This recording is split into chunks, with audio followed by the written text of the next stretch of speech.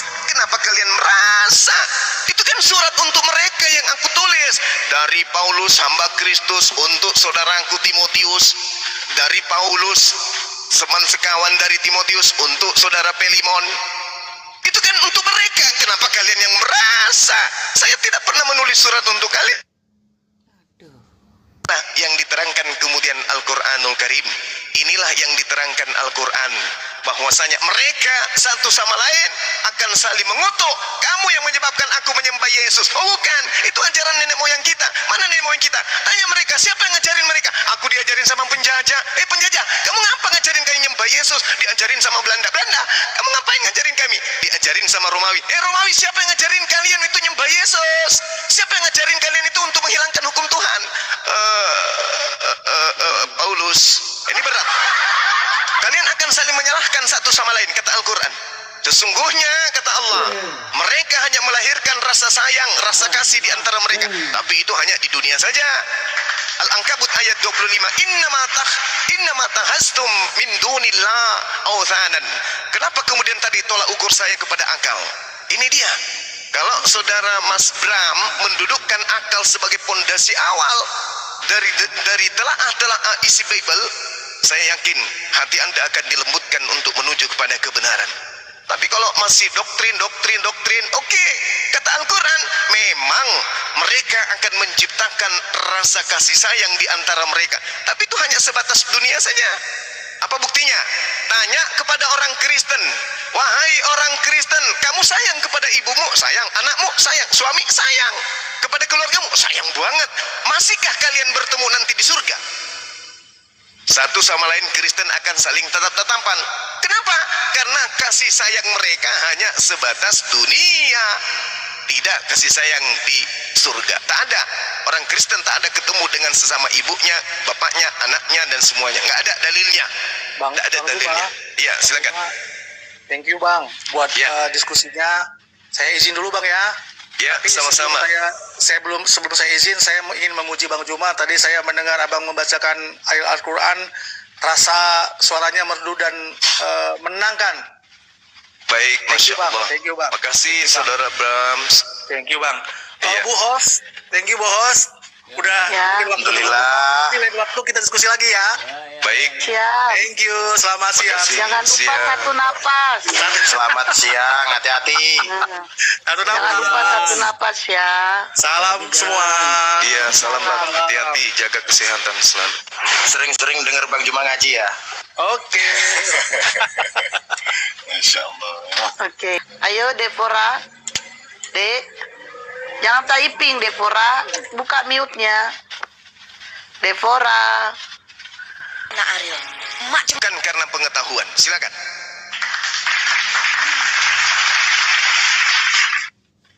Devora. Saya beragama juga karena pengetahuan.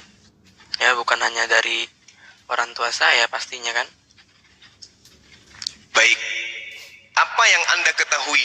Mungkin faktor yang ketahui mungkin agama atau kitab, atau apa yang Anda ketahui sampai Anda beragama Kristen. Biar kita diskusikan. Mengenai Yesus, penyaliban, keselamatan, Bible, kitab, atau kenabian, atau ketuhanan, atau apa yang Anda ketahui. Karena Al-Quran mengatakan Anda menjadi Kristen karena hanya nenek moyang. Menyembah Yesus karena nenek moyang. Ibadah minggu karena nenek moyang. Natalan karena nenek moyang. Tidak bersunat karena nenek moyang. Makan babi karena nenek moyang. Apa yang Anda ikuti bukan dari nenek moyang, tetapi dari Tuhan. Tunjukkan ke saya. Biar Al-Quran ini saya kaji ulang lagi. Silakan.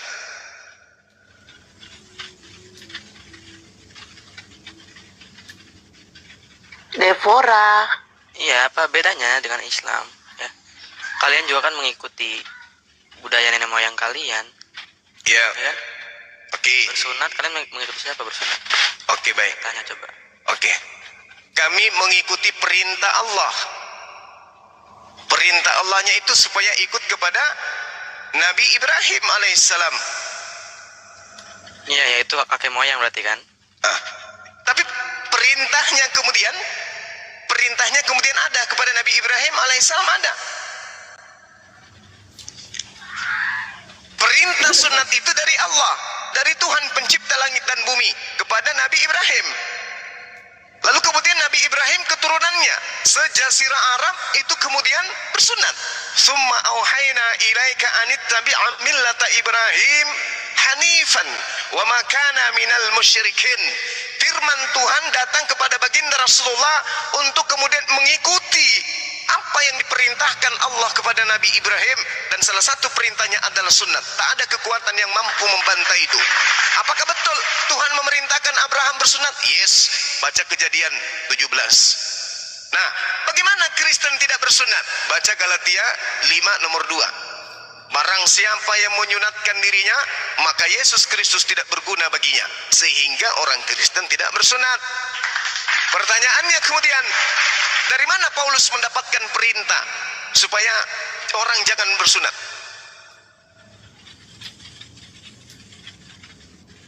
Iya, di sana memang nggak ada kewajiban untuk bersunat. Ya, Tuh. memang nggak ada dalilnya. Kejadian 17 nomor 14, barang siapa yang tidak bersunat, maka bunuhlah dia, karena dia telah membatalkan perjanjian kekalku.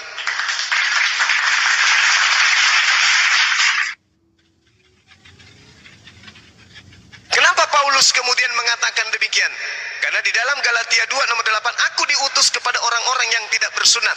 Berarti aku diutus untuk Roma. Berarti dasar pijakan Paulus kemudian melarang bersunat karena nenek moyangnya orang Roma memang tidak bersunat. Selamat siang. Iya, siap. Dilanjutkan. Iya, siap. Dilanjutkan kemudian oleh orang Kristen tidak bersunat. Berarti tradisi tidak bersunat ini adalah tradisi nenek moyang Romawi. Betul? Ya, buka Lukas 16 ayat 16. Oke. Silakan. Iya, Silakan. katakan Mm-mm. hukum Taurat dan kitab para nabi Mm-mm. itu berlaku sampai kepada zaman Yohanes. Mm. Ya, jadi perjanjian itu hanya berlaku sampai zaman Yohanes. Kata siapa? Iya, Lukas 16 ayat 16 itu Iya, itu kata siapa, Bung? yang menulis kitab Lukas. Berarti Lukas kan? Iya, itu dikatakan. Nah, sekarang kekuatan perkataan Lukas dengan kekuatan Yesus itu kuat mana?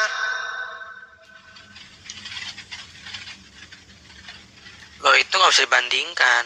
Loh, yang menerima firman dari Elohim Yesus atau Lukas? Iya, sang firman. Iya, berarti kedudukan ucapan Yesus jauh lebih tinggi daripada ucapan penulis Lukas. Yesusnya pun mengatakan lebih mudah langit dan bumi lenyap daripada hukum sunat itu batal.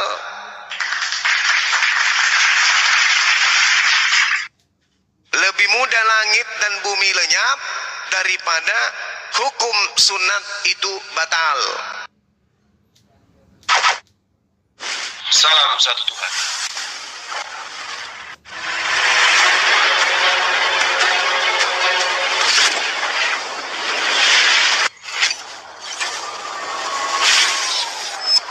Ya, pengantar ini singkat para sahabat. Dukung semua ya sahabat-sahabat kita channel Lensa News Muslim.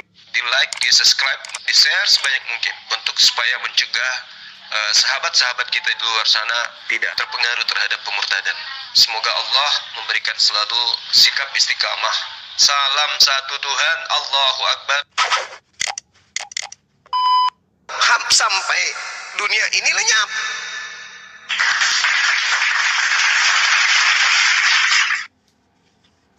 Dan Lukas 16 itu Gurunda, Deng. 16-17 kata Lukas pun di situ, lebih mudah langit dan bumi runtuh daripada satu titik hukum Taurat batal. Nah, injum lagi ukada sumpaing. Apa? Diperkuat lagi. Lukas 16 nomor 17. 17. Inilah yang saya bicarakan tadi dengan saudara Brahms. Saudara-saudara Kristen ini jangan kotori mulut saudara dengan mengatakan kalian pengikut Yesus. Kalian bukan pengikut, kalian pentuhan. Pentuhan Yesus. Ya, baca ayat 18-nya. Oke. Setiap orang yang menceraikan istrinya lalu kawin dengan perempuan lain, ia berzina.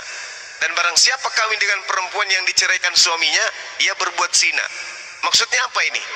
Maksudnya siapa yang suka kawin-kawin itu, kawin cerai? Aduh, Kalau Dari berbicara kemana? siapa yang suka kawin cerai, Yakub 4 istrinya. Dari hasil poligami, istri kedua lahir Yesus. Dari hasil poligami muncul kitab Yesaya, pengkhotbah, Daniel, Yeremia. Kalau ibunya, bapaknya tidak poligami, mereka tak ada kitab ini menulis. Karena yang menulis kitab-kitab tersebut adalah anak-anak dari hasil poligami. Ya, harus konsisten kalau memang 4 istri, jangan lebih. Ya, Melanggar siapa? mana perintahnya di dalam perjanjian lama jangan poligami? Tunjukkan. Kalau memang Allah turunkan 4 istri, jangan tambah-tambahin nabimu. Loh, mulai Bang. bicara pakai akademik, Mas. Jangan bicara seenak Kita perut. pandai saja, kita bicara kita pandai. Oke, baik. Silakan tunjukkan dalilnya bahwa ada pembatasan pernikahan terhadap Rasulullah di dalam Al-Quran. Dan tolong tunjukkan dalilnya ada pembatasan pernikahan di dalam kitabnya orang Yahudi. Dan tolong tunjukkan dalilnya di dalam kitabnya orang Kristen perjanjian baru, bahwa orang Kristen cukup 1 istri. Kalau ada, besok saya menikah 4 istri sekaligus. Silakan. Silakan. Ikut sunnah nabimu. Silakan Anda tunjukkan cukup 1 istri di dalam kitab saudara kalau ada. Saya tunggu hitungan 10. Bang Suma 1, wajib beristrikan 4. 2, Itu kan sunnah Nabi. 3. Mana Anda dalilnya? salah. Nah, Nabi itu melanggar. Dalilnya mana? Salah. Duh, ini Islam anak mulai. diajarkan cukup 1 istri. Saya bacakan dalilnya, ya. Saya bacakan dalilnya. Di dalam Al-Qur'anul Karim jelas dikatakan bahwasanya fa in khiftum alla ta'dilu fawahidah. Ada cuma kita bicara yang lain. Kita bicara Lari yang lagi. lain. Udah. Al-Quran menjelaskan Satu istri, umat Islam satu cukup istri. 1 istri saja. Ini Al-Quran surah An-Nisa. Ada 4 istri juga ada itu. Iya, kalau kepepet daripada jajan, tapi kalau tidak bisa adil, kata Allah apa? Fawahidah, cukup Oke, 1. sudah. Nah, sekarang Yang tolong lain ada. tunjukkan dalil di kitab saudara cukup 1 istri. Ada enggak? Sudah. Nyerah ya? Nyerah. Bukan menyerah. Nyerah. Ada 1 istri, 4 istri, terserah Anda mau pilih. yang Sekarang mana. di kitab saudara, karena banyak pendeta yang puluhan istrinya. Sekarang tunjukkan dalilnya, mana dalilnya cukup 1 istri mana? Hindu itu mungkin.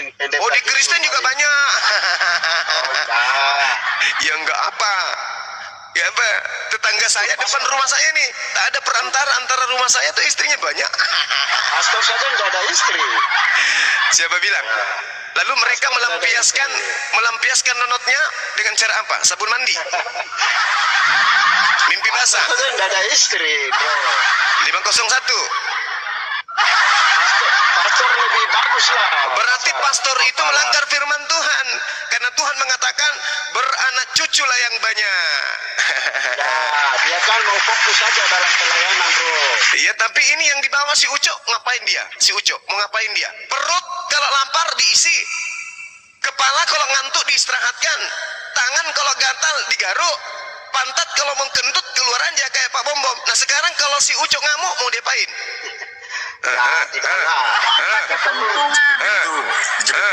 Jepit pintu bang. 501. Ditetesin air cabe. Jadi pastor itu ngadi-ngadi. Sekarang begini, Anda katakan saja bahwa di dalam kitab kami tak ada perintah 1 istri. Baru kita pindah ke tema lain. Silakan. Bang Suma, ya di kitab kami nggak ada cukup 1 istri, Bang Suma. Ya udah. Bahkan di dalam kitab yang Anda kutip dari kitabnya Yahudi, Saya bisa kasih pertanyaan, Suma. boleh silakan. Jangan kasih pertanyaan kalau tidak susah. Ya, tadi kan Suma bacakan ayat, ya kan? Firman Tuhan kepada baginda Rasulullah begitu kan. Nah, Yes. sekarang mana firman Tuhan yang langsung turun kepada baginda Rasulullah, bisa jelaskan? Oke, baik. Al-Qur'anul Melalui Karim. perantara Jibril. Oke, baik. Kalau memang ada ya, memang saya percaya. Oke, baik. Al-Qur'anul Karim menjelaskan di dalam Al-Qur'anul Karim. Jelas dikatakan begini, bahwasanya tidaklah patut kemudian seorang berbicara langsung dengan Allah, melainkan dengan perantaraan wahyu. Al-Quran Asy-Syura, wa ma kana li basharin ayyukallimahullah illa wahya aw min wara hijaban aw yursila rasulan wa yuhhiya bi isni ma yasha innahu aliyyun hakim. Tidaklah patut bagi manusia bahwa Allah akan berbicara kepadanya langsung kecuali dengan perantaraan wahyu, atau dari belakang tabir, atau dengan mengutus malaikat. Lalu wahyunya kepadanya dengan izinnya apa yang dikehendaki. Sungguh Allah Maha Tinggi, Maha Bijaksana. Jadi tak ada nabi di atas muka bumi ini yang pernah berbicara langsung dengan Tuhan, dalam arti kata bertatapan langsung. Tak ada. Oh, ada. Siapa? Musa. Oke, di mana tertulis sebelum Keluaran? Apa di situ? Apa di situ, Paman? Langsung Musa berbicara. Oke. Samuel saja mendengar langsung suara. Oke lah, tidak masalah. Tunggu. Jangan buru-buru, jangan buru-buru. Jangan buru-buru dulu, jangan buru-buru. Di dalam Keluaran 33 nomor 2, tidak ada orang yang bisa hidup ketika kemudian dia bertemu dengan Tuhan. Tak ada seorang pun yang bisa melihat Tuhan. Musa melihat Tuhan tidak? Tidak. Apa buktinya? Kalau Anda mengatakan Musa itu adalah fitnah, kita lihat apa yang diterangkan di dalam Kisah Para Rasul 7. Saya ajarin, catat, bahwa ternyata yang datang kepada Musa itu bukan Tuhan, tapi malaikat. Kisah Para Rasul 7 nomor 53. Kamu telah menerima hukum Taurat yang disampaikan malaikat. Oke, saya ulang. Kamu telah menerima hukum Taurat yang disampaikan oleh malaikat, akan tetapi kamu tidak menurutinya. Satu. Oke, paham? Siapa yang menyampaikan? Siapa yang menyampaikan? Nomor 2. Kisah Para Rasul 7. Musa ini pula lah yang berkata kepada orang Israel, seorang nabi seperti aku ini dan seterusnya. Di situ sangat jelas dikatakan bahwa Nabi Musa menerima firman daripada malaikat. Oke? Paham? Sampai sini paham? Paham sampai sini? Paham nak?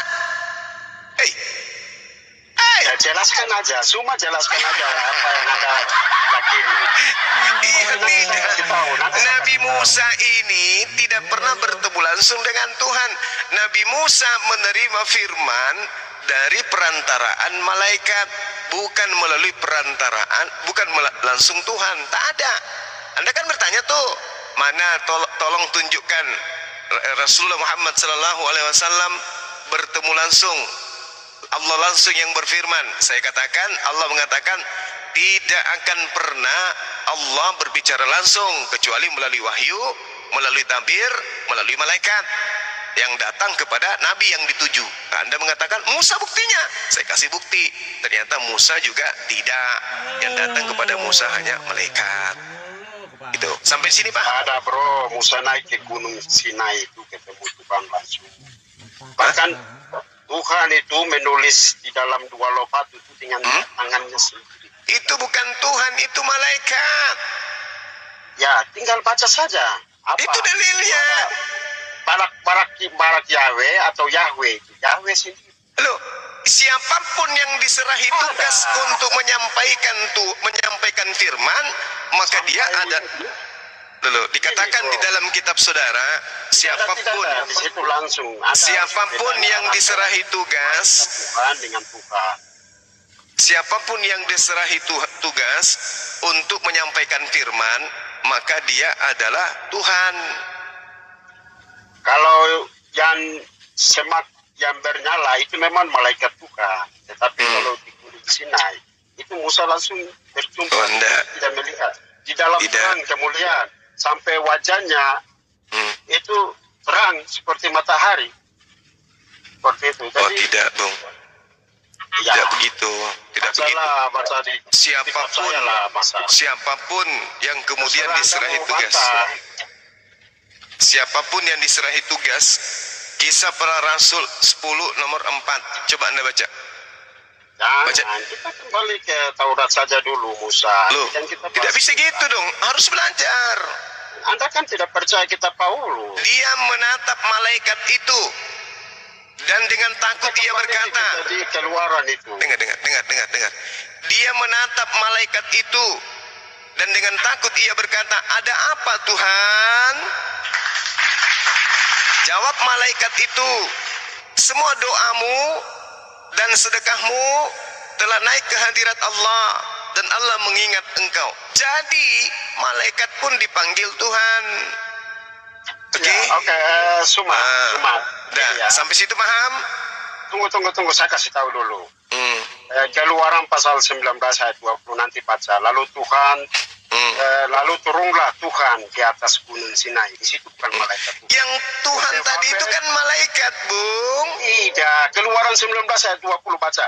Tuhan turun. Dengar. Siapapun yang diserahi tugas untuk menyampaikan firman, maka dia adalah Tuhan. Maka Yotefave memanggil Musa ke puncak. Ya, Yotefave yang dimaksud di situ adalah utusan. Naiklah Musa ke atas. Jadi Anda harus bacakan malak Yahweh sama Yahweh. Oke, baik. Yahweh sendiri, Yotefave Oke. sendiri. Di dalam Kisah Para Rasul 7 diterangkan. Itu kan Kisah Para Rasul 7 menjelaskan. ini fakta. Kisah Para Rasul 7 menjelaskan Musa inilah yang menjadi pengantara dalam sidang jemaat di padang gurun di antara malaikat yang berfirman kepadanya di Gunung Sinai. Anda baca di dalam keluaran pasal 19. Oke. Lalu Allahu turunlah Akbar. Yotefave ke atas gunung Sinai. Lalu Tuhan mengatakan dalam Keluaran 33 nomor 20, Tuhan berfirman, engkau tidak tahan memandang wajahku, sebab tidak ada orang yang memandang aku dapat hidup. Ini Anda baca di keluaran 19 ayat 20. Jangan lari kemana-mana, Bung. Bacakan itu. Kalau Anda menuduh bahwa yang datang kepada Musa itu adalah Tuhan, dibantah kitab saudara. Kisah Para Rasul 7 nomor 38, Musa Rasul. Musa itu di keluaran, bro. Iya, tapi Musa dijawab. di keluaran. Oke, supaya Anda tahu bahwa yang datang kepada Nabi Musa itu Tuhan atau malaikat. Kitab Paulus.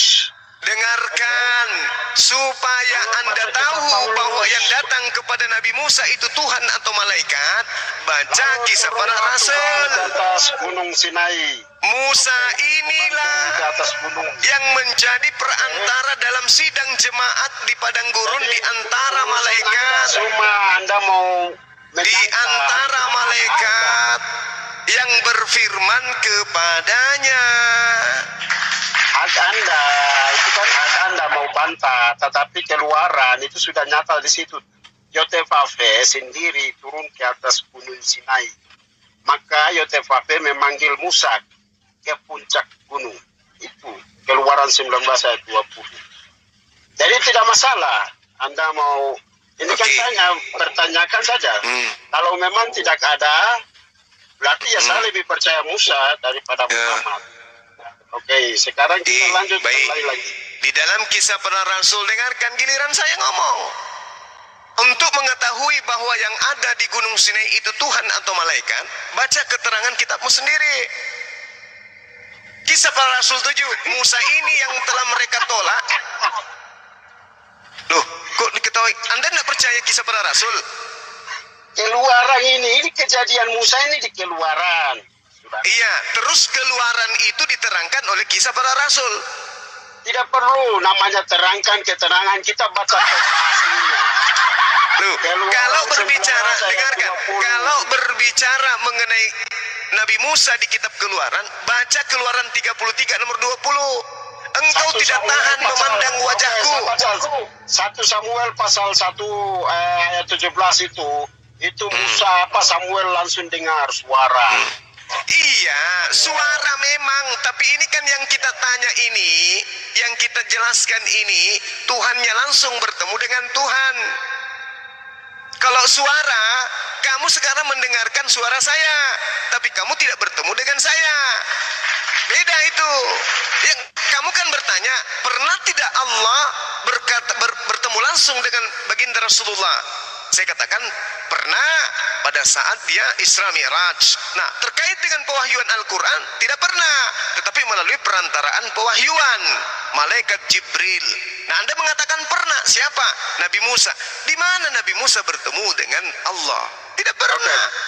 Begini Suma, kalimatnya itu harus serupa. Firman Tuhan turun kepada Jibril. Begitu, jangan firman Tuhan turun kepada baginda Rasulullah. Tidak usah. Ya sama dengan Musa. Musa juga menerima firman melalui perantaraan Nabi. Saya bacakan dalilnya, kamu tidak terima. Musa ini yang telah mereka tolak dengan mengatakan, siapakah yang mengangkat engkau menjadi pemimpin dan hakim?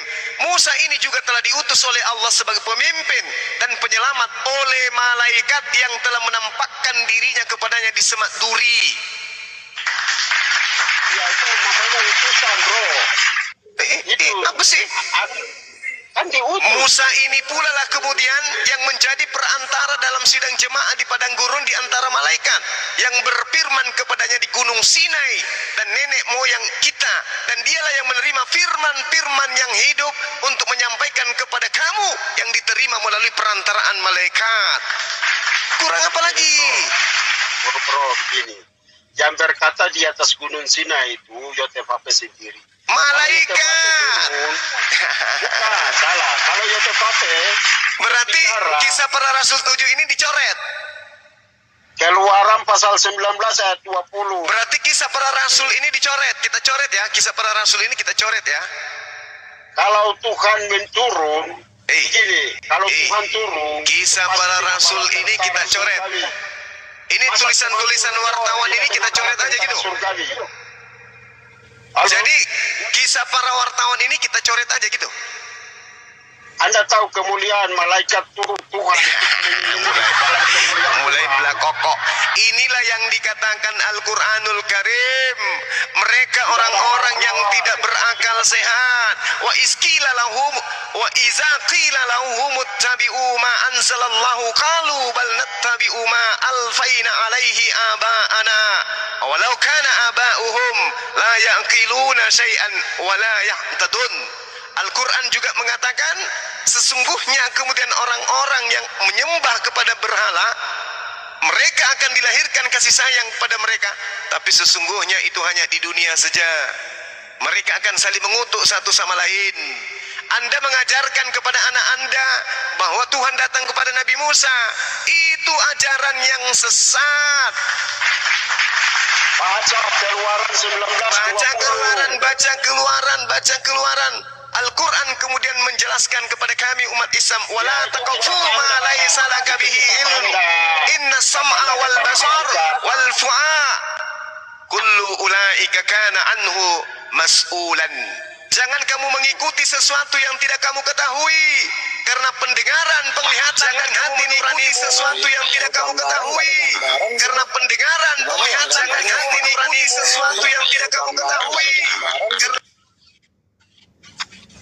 Semua itu akan diminta pertanggungjawaban. Jangan kamu mengikuti ajaran onoma ini. Sudah Keluaran, Alkitab sudah jelas. Anda putar-putar terserah. Lalu kemudian Al-Quran mengatakan, sejak kapan umat Islam itu diajari ngotot kalau bicara?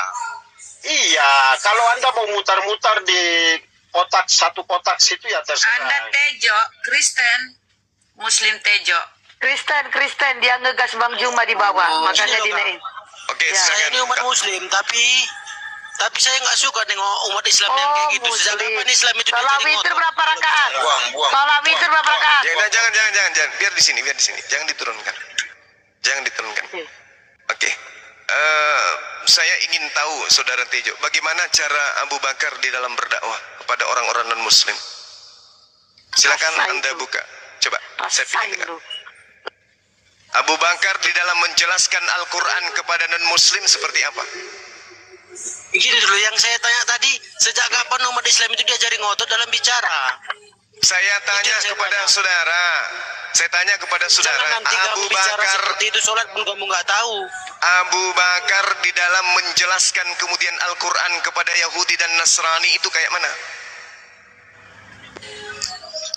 Sorry bos, saya belum lahir di masa itu. Oh, ya udah, kamu pergi berak dulu. Habis itu kau cium pantatmu sendiri. Turun. Turunkan. Dia kafir. Turun. Turun.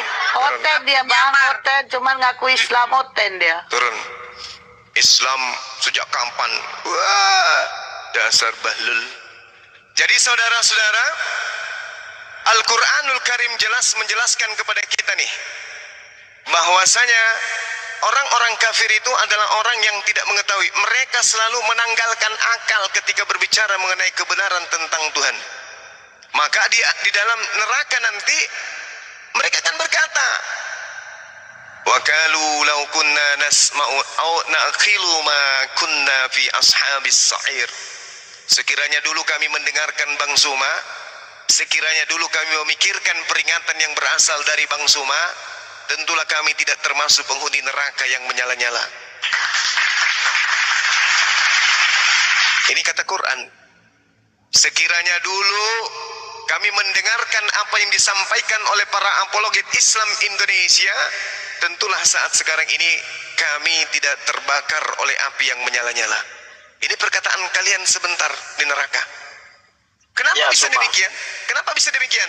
Karena kalian tidak menggunakan akal. Al-Quran Suma. mengatakan sabar, wala talbisul haqqa bil batil wa taktumul haqqa wa antum ta'lamun. Janganlah kamu campur adukkan kebenaran dengan kebatilan, dan jangan kamu sembunyikan kebenaran sedangkan engkau mengetahui. Anda menyembunyikan kebenaran. Kitab saudara sendiri yang menerangkan kemudian bahwa yang datang kepada Nabi Musa itu adalah malaikat. Anda sembunyikan. Anda lari ke kitab Keluaran, sedangkan kitab Keluaran menceritakan tak ada seorang pun yang dapat datang kepadaku dan tahan memandang wajahku. Mereka pasti mati. Keluaran 33 nomor 20. Tapi Anda sembunyikan kebenaran itu. Bahkan Yesus sendiri mengatakan dalam Yohanes 10 nomor 33, 34, 35, 36. Bukankah dituliskan dalam kitab Tauratmu, siapapun yang diberi tugas untuk menyampaikan firman, maka dia boleh disebut Tuhan, maka dia boleh disebut Allah. Oke, Suma. Suma, saya, Oke. saya setuju Suma. Jadi begini. Bagus. Yang- Alhamdulillahirabbil Oke, alamin. oke. Begini Suma, saya setuju artinya semua yang Muslim Anda harus mengimani agama keyakinan Anda, oke? Iya. Dan Anda harus ikut Suma. Tetapi saya juga memang percaya bahwa Islam atau Anda itu kan memang suatu kewajiban untuk mendatangi neraka. Terus bagi kita itu bukan merupakan sebuah kewajiban bagi Oh, Tuhan tidak kita. bisa. Keselamatan itu adalah Kristen memang itu sudah hak Kristen bagi itu Tuhan kita. dirancang untuk neraka. Mari saya bacakan dalilnya. Kristen itu dirancang untuk neraka. Ya. Loh, Saya bacakan Anda kan dalilnya. mendatangi neraka. Saya bacakan dalilnya bahwa Tapi bagi Kristen bagi Tuhan dirancang kita itu bukan. oleh neraka. Enggak, Oke. kata Al-Quran sendiri. Oke, baik. Kita ke Maryam dulu, surah Maryam dulu ya. Maryam ayat 71 ya, yang Anda baca situ ya. Nah, di sini kita lihat apa yang diterangkan Al-Qur'anul Karim surah Maryam ayat 71. Wa im minkum illa wariduha kana ala rabbika. Di sini ada kata Rabb. Kalau berbicara mengenai kata Rabb, berarti Tuhan pencipta langit dan bumi. Itu semuanya yang menciptakan langit dan bumi, tidak merujuk kepada klaim-klaim agama terhadap ilah-ilah mereka. Artinya huruf K di sini itu merujuk kepada seluruh umat manusia, dari sejak Nabi Adam alaihissalam sampai kepada manusia terakhir. Kenapa? Karena yang diterangkan di sini dengan huruf Rabbi, dengan kata Rabbi, bukan kata ilah. Kalau di sini kata ilah, misalnya kana ala ilaka atau ilahaka, maka boleh merujuk kepada Tuhannya umat Islam, merujuk kepada Islam. Tetapi di sini mengatakan kata Rabbi, berarti ini berbicara mengenai seluruh umat manusia. Artinya, wa in minkum illa wariduha kana ala rabbika hatmam maqdiyan. Tidak ada seorang manusia pun di atas muka bumi ini, dari Adam sampai manusia terakhir, yang akan tidak mendatangi neraka. Semuanya akan mendatangi neraka, termasuk Kristen, Hindu, Katolik, ateis dan seterusnya, termasuk Tejo yang tadi, si gigi gondrong. Semua akan mendatangi neraka. Akan tetapi setelah mendatangi neraka, apa kata Allah? Summa nunajjil ladina taqau wa nazaru zalimina fiha jithiyan. Kemudian kami akan menyelamatkan orang Islam yang bertakwa dan membiarkan orang-orang kafir, Kristen yang zalim berlutut di dalam neraka kekal. Khalidina fiha ulaika hum syarrul bariyah. Itu Al-Quran yang mengatakan. Nah, tidak untuk Tuhan kita, bro, Suma. Tidak bisa ayat Al-Qur'annya mengatakan begitu. Gak bisa. Anda tidak bisa, nggak bisa. Ulaikahum innal ladina kafaru min ahlil kitabi wal musyrikin fi nari jahannam khalidina fiha. Syarrul bariyah. Sesungguhnya orang Kristen, mereka akan masuk ke dalam neraka, mereka kekal di dalamnya, merekalah seburuk-buruknya makhluk. Oke, dah selesai. Pindah materi kita kembali ke tema kita. Kita buktikan bahwa Kristen, kita kembali ke ajaran Yesus bahwa Kristen itu disetting untuk neraka. Mari saya bacakan dalilnya. Waspadalah. Di Al-Quran lah. Tadi sudah. Innal ladina kafaru. Sesungguhnya orang-orang kafir min ahlil kitab wal musyrikin fi nari jahannam khalidina biha abada. Oke? Sesungguhnya orang Kristen, mereka adalah penghuni neraka. Mereka kekal di dalam neraka selama-lamanya. Ulaika hum syarrul bariyah. Cuma kita bukan kafir, kita kan pegang kitab Taurat. Galatia 2 nomor 14. Orang-orang yang tidak bersunat adalah orang yang hidup secara kafir. Saya bukan orang Yahudi. Kita bukan orang bersunat. Itu surat Paulus Galatia 2 nomor 14. Orang-orang yang tidak bersunat adalah orang yang hidup secara kafir. Itu untuk orang yang bangsa Yahudi saja, bro. Nggak bisa begitu. Kan begitu. Karena Paulus yang mengatakan begitu, nggak bisa dong. Oke, sekarang kita buktikan bahwa Yesus mengatakan Kristen itu di neraka. Waspadalah kepada nabi-nabi palsu yang datang kepadamu dan menyamar seperti domba, tetapi sesungguhnya mereka adalah bom-bom yang buas. Dari buahnya lah kamu akan mengenal mereka. Dapatkah orang memetik buah anggur dari semak duri atau buah dari rumput duri? Demikianlah setiap pohon yang baik menghasilkan buah yang baik, sedang pohon yang tidak baik menghasilkan buah yang baik. Tidak mungkin pohon yang baik itu menghasilkan buah yang tidak baik, ataupun pohon yang tidak baik itu tidak mungkin menghasilkan buah yang baik. Dan setiap pohon yang tidak menghasilkan buah yang baik pasti. Ya, Bang Juma dilaporin. Bang Juma. Bang Ali ini kenapa di name? Bang Ali kalau naik itu langsung di mute. Aku mute dia malah gak terima dia. Tengok tuh jaringan dia susah. Langsung mute Bang Ali, noise. Bang Ali langsung mute. Dari tadi dia naik, noise lah naik. Bang Ali naik langsung noise, mute. Aku mute dia nggak mau. Ya, jadi fenomena yang terima kasih. Udah bangkit, tenang guys, tenang. Jadi fenomena tenang, naik lagi. Udah bangkit lagi nih, tenang bangkit. Hotel mah gitu. Al-Quran. Bang Erik ini noise Bang Erik. Bang Erik noise. Hujan di sini, Bang. Dia lagi dicari makannya, diam aja kalau hujan. Silakan Gurunda. Silakan, Bang Erik dulu, masih ada yang ingin Ini. disampaikan beliau. Bang Silakan, Erik, Bang. dia noise sambil bawa mobil dia, Bang. Oke, sip. Saya lanjut sih. Noise. Itu bagus. Oke. Ini di Efesus 2:11, ya di situ memang tertulis kafir. Seperti tugas rasul untuk orang Yahudi, seperti tugas rasul untuk orang Yahudi telah serahkan kepada Allah kepada Petrus, demikian ia telah menjadikan aku rasul bangsa-bangsa kafir. Itu untuk si Paulus ya, Paulus untuk bangsa-bangsa kafir. Lanjut Gurundah Daeng. Tapi ini guru dia. Warahmatullahi taala wabarakatuh. Waalaikumsalam. Waalaikumsalam warahmatullahi. Mereka ini kan kafir, tapi malu diakui kafir. Cemana itu, Bang? Iya, karena mereka... Ya, itu konteksnya lain. Oke, jadi saya lanjut ya. Saya lanjut. Setiap pohon yang tidak menghasilkan buah yang baik pasti ditebang dan dibuang ke dalam api. Bagaimana kita membuktikan bahwa pohon yang tidak menghasilkan buah yang baik? Mereka menyebut Yesus Tuhan, bernubuat pakai nama Yesus, mengusir setan pakai nama Yesus, bermujizat pakai nama Yesus. Kata Yesus, enyahlah daripadaku, kalian semua adalah pembuat kejahatan. Mereka yang membuat kejahatan dilemparkan ke dalam api neraka. Dah, selesai. Itu bukti bahwa Kristen akan dilempar ke neraka. Tak ada dalil yang bisa membantah, tak ada dalil yang bisa menyelamatkan saudara Onoma.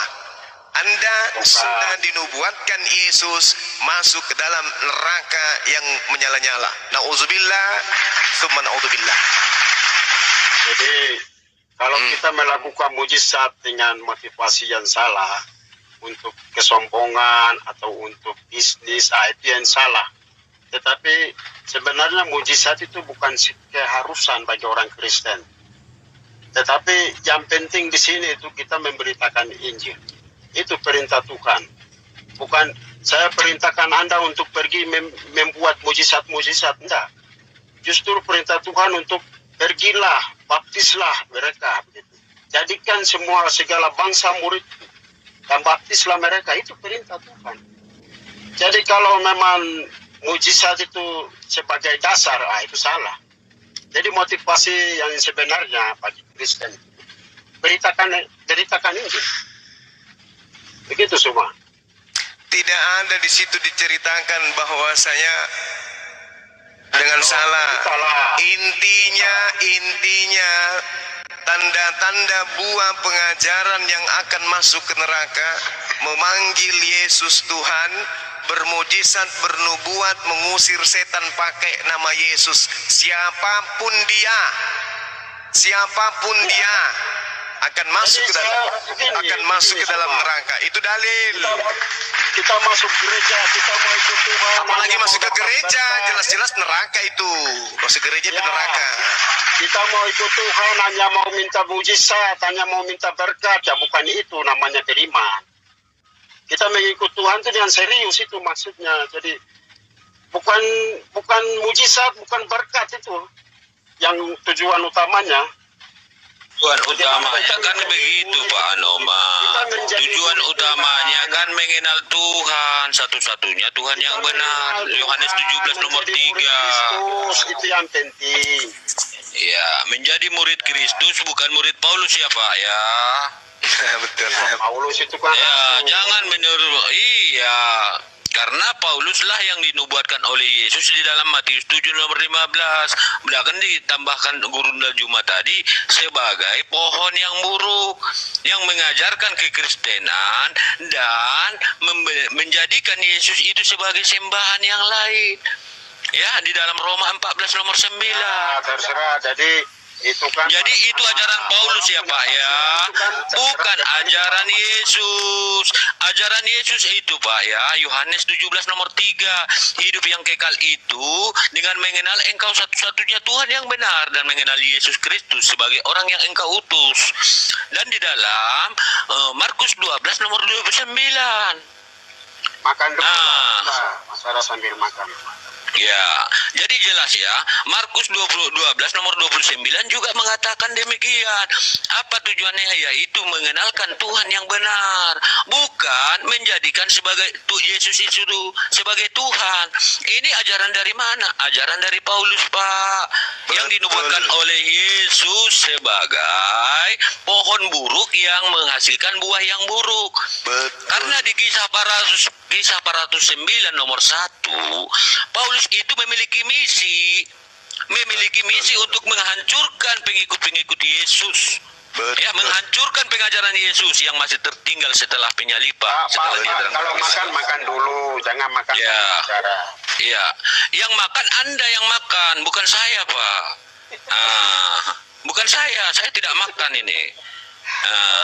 Jadi di dalam kisah para rasul 9 nomor 1, Paulus itu memiliki misi. Misinya apa? Untuk melakukan penyesatan daripada ajaran-ajaran Yesus. Betul. Jadi jelas dia mendapat pengajaran dari mana? Coba kita buka kisah para rasul 9 nomor 1 sampai 9. Di situ dia menceritakan Yesus itu sedangkan begini jadinya. Iya, kita olah, kita bedah. Yesus mengatakan, saya potong-potong Al-Quran juga boleh sesuka saya.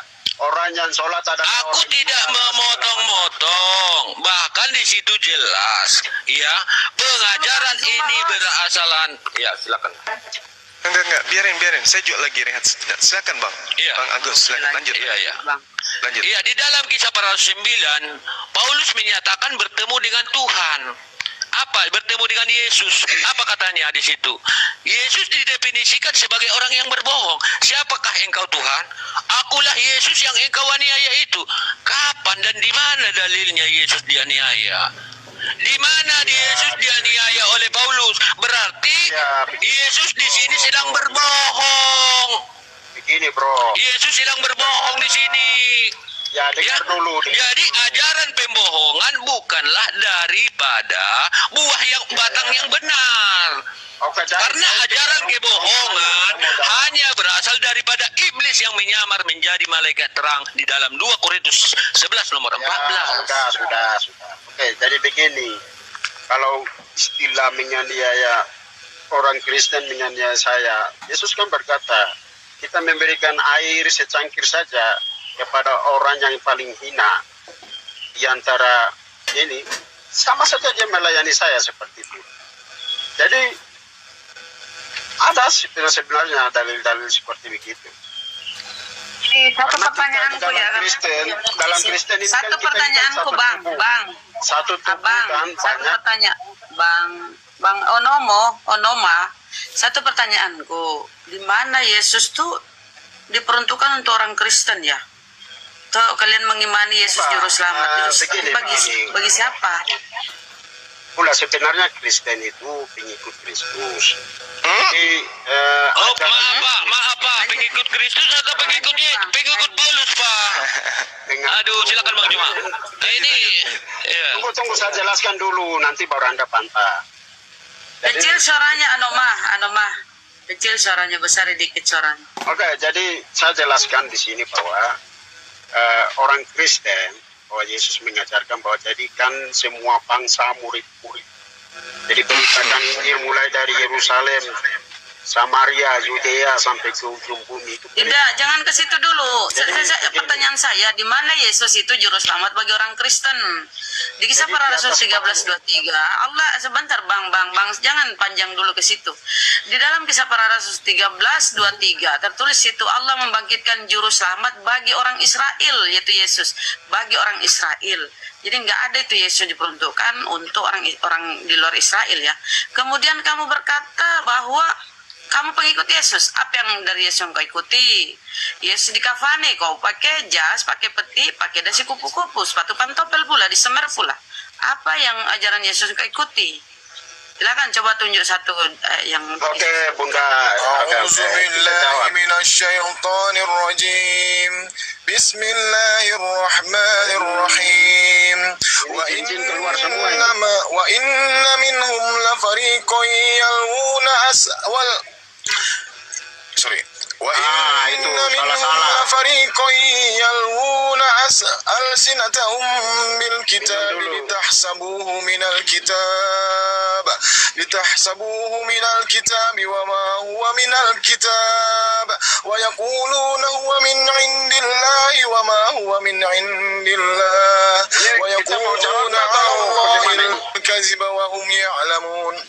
Jadi, Sadaqallahul-Azim, orang-orang Kristen ini setiap membaca kitabnya selalu memutarbalikkan lidahnya, kata Allah. Dan sungguh di antara mereka niscaya ada segolongan orang yang memutarbalikkan lidahnya membaca kitab. Agar kamu menyangka yang mereka baca itu adalah bagian dari kitab-kitab yang diturunkan oleh Allah. Padahal itu bukan dari Allah. Mereka mengatakan hal yang dusta terhadap Allah, padahal mereka mengetahuinya. Sadaqallahul Azim. Inilah kalian Kristen. Ya, dari tadi selalu Anda bantah. Ayat ini dibantah dengan ayat ini dalam Bible Anda. Anda mengeluarkan ayat ini dibantah lagi dengan ayat ini. Semua, tapi tetap Anda putar balikkan. Itulah Kristen. Lanjut. Oke, jadi saya mau jawab Bunda dulu ya. Oke, Anda baca Al-Quran, kita tidak tahu bahasa Arab. Jadi begini Bunda, tadi kan pertanyaannya kan, harus saya lupa lagi tadi. Kain kapan atau apa pertanyaannya tadi? Ajaran apa yang Anda ikuti dari Yesus? Anda berkata Anda pengikut Paulus. Apa yang tadi, Yesus? yang tadi pertanyaannya. Anda pengikut Yesus. Astagfirullahaladzim. Anda mengaku pengikut Yesus. Coba kasih tahu saya apa yang Anda ikuti dari pengajaran Yesus. Silakan. Oh, bukan itu tadi. Ada pertanyaan yang tadi pertama. Lupa juga. Tadi dibaca. Silakan, Daeng, kalau sudah. Oke, silakan Bang Juma. Ditanggapin Bang Juma. Baik. Jadi gini, syarat menjadi Kristen dibaptis. Yesus tidak pernah membaptis satu manusia pun. Berarti Yesus tidak pernah mengkristenkan satu manusia pun. Salah itu, salah. Ya, syarat menjadi Kristen apa? Salah itu. Syarat menjadi Kristen Imani saja Bang Juma, itu mungkin. Ada. Syarat menjadi Kristen apa? Konteksnya salah itu tadi. Konteks lagi yang silakan. Saya tanya syarat menjadi Kristen itu apa? Jadi baptisan itu nomor 2. Jadi yang pertama beritakan Injil dulu. Ya, beritakan kabar keselamatan. Oke, maksudnya Injil yang diberitakan ini yang mana? Injil yang mana? Bukan Injil sebenarnya. Tapi kabar baik. Iya. Kalau Injil kan punyanya Isa Al-Masih. Syaratnya menjadi Kristen masa harus memberitakan Bible dulu baru masuk Kristen? Ada-ada aja ini. Emang sales? Di training dulu gitu. Pergilah, beritakanlah kabar keselamatan. Iya, syarat ini misalnya Pak Bom mau jadi Kristen. Caranya gimana? Ya saya mau jelaskan ini. Oke, silakan. Oke, pergi dulu. Ini misalnya di satu daerah ini belum mengenal Tuhan Yesus. Iya. Anda di situ menemukan orang yang mau jadi Kristen. Apa yang Anda lakukan pertama kali terhadap dia? Enggak, kita datangi orang di situ.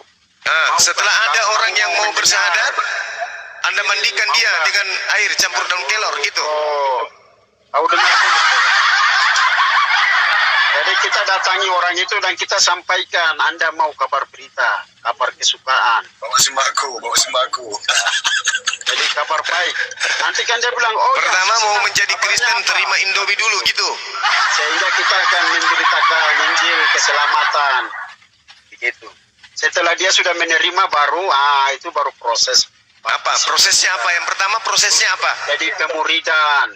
Terus? Itu. Sampai kalau sudah diterima semua daerah situ, kita dirikan gereja situ. Dasar pengikut Paulus. Kapan dibaptisnya? Kenapa Muslim itu lama sekali masuk di Papua, ya kan? Karena apa? Budayanya. Karena apa? Budaya Papua pasti akan berkontradiksi dengan ajaran Muhammad. Ajaran Panawata, ya kan? Tetapi bagi Injil, bagi kabar kesukaan, dia tidak akan melihat di situ budayanya, apakah orang situ suka mandi atau wudhu dan segala macam, tidak. Itu kelebihannya di situ. Ngomong apa orang ini? Makanya saya mau kasih ajaran dan biar Anda lebih pintar atau cerdas. Ngomong apa ente? Jadi jauh sekali antara langit dan bumi, Islam dengan Kristen. Ya memang pasti itu. Iya, Anda Itu harus pasti. bawa sabunnya berkarung-karung, bro. Bawa sabun ke berkarung-karung ke satu daerah. Ngomong Anda apa? harus ajarin orang mandi dulu. Terlalu banyak sekali ajaran. Jadi itu bukan ajaran kebenaran, bro. Ya yang saya tanya, syarat menjadi Kristen itu apa? Semua ini. Oke ya, makasih. Saya mau jalan ini, ada tugas.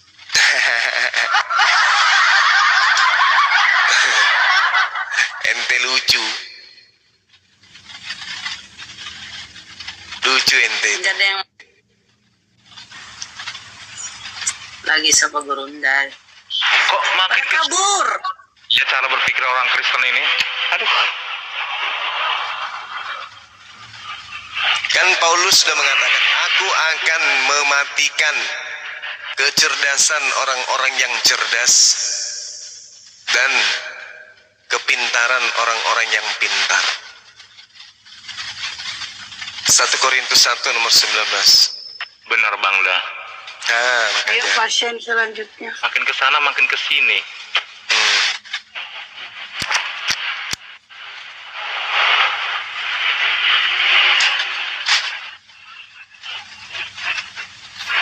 Yang bawa ayat jadikanlah segala bangsa. Yang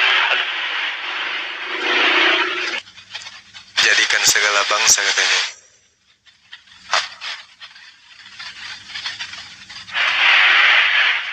jadikanlah segala bangsa muridku dan baptislah mereka dalam nama bla bla bla. Pertanyaannya, mana validasi Yesus ajarannya diberikan kepada kekristenan?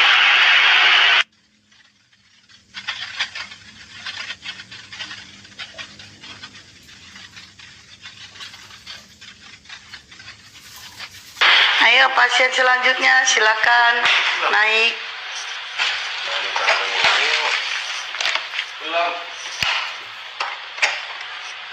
Ayo naik ten.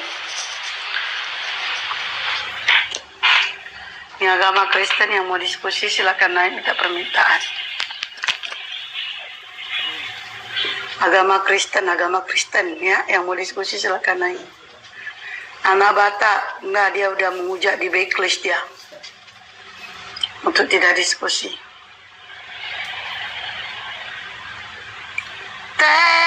Naiklah kalian, jangan malu-malu, ntar malu-maluin loh.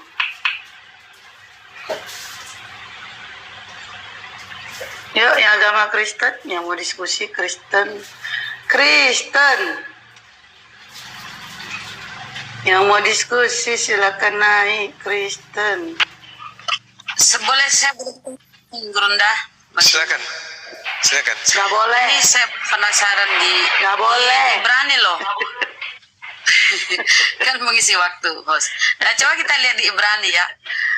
Di sini dikatakan karena anak-anak itu adalah anak-anak dari darah dan daging, maka ia juga menjadi sama dengan mereka dan mendapat bagian dalam keadaan mereka, supaya oleh kematiannya ia memusnahkan dia, yaitu iblis yang berkuasa atas maut.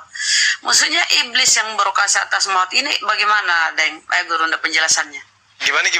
Iblis yang berkuasa. Gimana? Iblis yang berkuasa atas maut.